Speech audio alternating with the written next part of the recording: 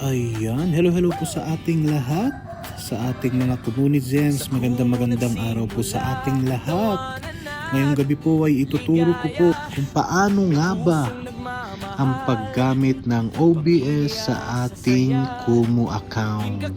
Ayan, pero bago ang lahat, ang OBS po ay isang libreng softwares na ginagamit para sa live streaming. Ang kaibahan po nito sa normal na pagla-live na gamit lang ang cellphone ay una, mas maganda po ang ating audio at video. Ang pangalawa naman, may background music, may pangalan, may logo, at kung napapanood nyo po ang ating mga profesional na mga streamer o ang ating mga sikat na pinapanood na mga streamer, ay may ipinapakita po silang gumagalaw sa kanilang screen. Bali yan po ay dahil sa paggamit nila ng OBS. Kaya simulan na po natin kung paano nga ba ang paggamit ng OBS. Una sa lahat, kailangan po natin ng laptop o kaya po ay PC.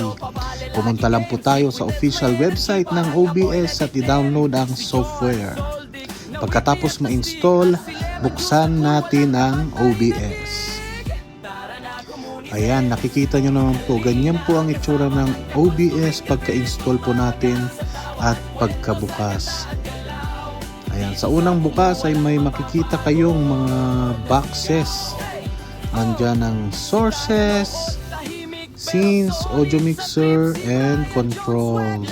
Dito po sa source ay dito po kayo maglalagay ng inyong gustong i-reflect o ipakita sa inyong live stream. For example, mga bingo, kung nagpapabingo po kayo, mga videos galing sa mga sa mga websites.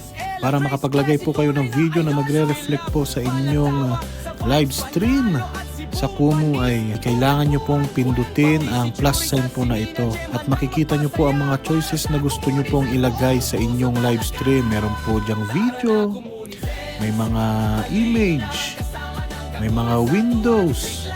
Ayan, dyan po manggagaling ang magre-reflect po sa inyong live stream. Okay, ngayon alam na po natin kung paano maglagay ng picture o mga video sa ating OBS. Dadako naman po tayo kung paano i-connect ang ating OBS sa ating Kumu account.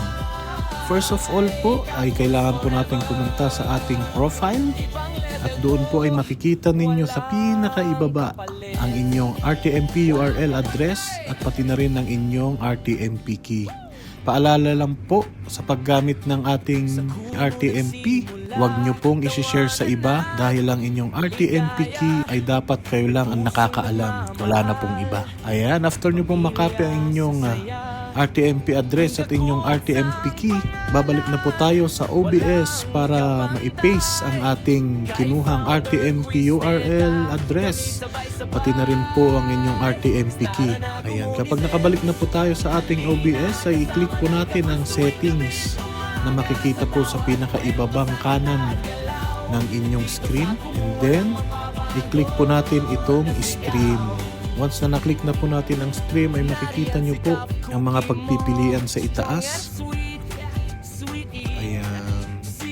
Para sa pinakaunang item sa itaas, kailangan nyo pong palitan ito ng custom dahil wala po kayong makikitang Kumu dyan na nakalagay. Ang makikita nyo lamang po ay ang mga common na ginagamit na mga websites. Ayan, sa ikalawang item naman po, dyan po natin ilalagay ang ating RTMP URL address na galing po sa inyong Kumu account. Ayan, paalala lang po, ang inyong RTMP address sa inyong Kumu ay iisa lamang. Kahit anong account pa yan, iisa lamang po ang address. Ang magkakaiba lang po ay ang inyong mga RTMP key na kung saan yan po ang ilalagay po natin sa ating pangatlong item. Ayan, kung nakikita nyo po ay nakakover po siya dahil ang inyong RTMP key ay napakahalaga po at hindi pwedeng malaman ng ibang tao. Ayan, after nyo pong ma-set, kailangan nyo na pong i-click ang apply and then press OK. Kagaya po ng nakikita po ninyo sa ating screen. Ayan.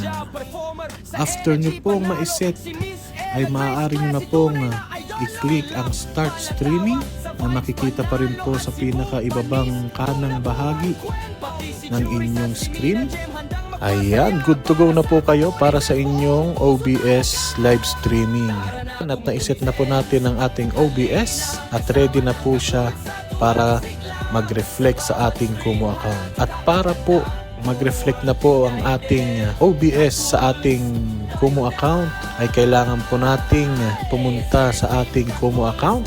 I-click po natin ang Go Live. Ay may makikita po kayong tatlong tuldok sa pinakataas ng kanang bahagi ng inyong screen.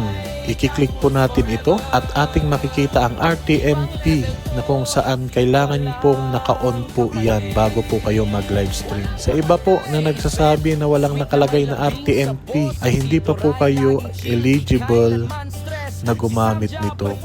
Lalabas lang po ang RTMP sa inyong Kumu account kapag eligible na po kayo.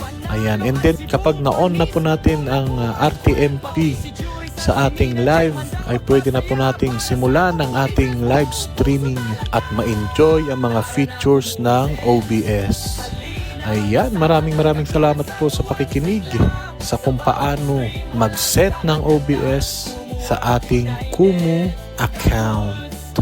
Para sa mga gusto pa pong matuto ng mga tips at payo dito sa Kumu, kung may gusto po kayong malaman, ay i-follow nyo lang po ang Kakuts at abangan ang K-Teams 101 every Monday 7:30 PM po yan. Lahat po ng tanong nyo ay aming sasagutin. Bye-bye!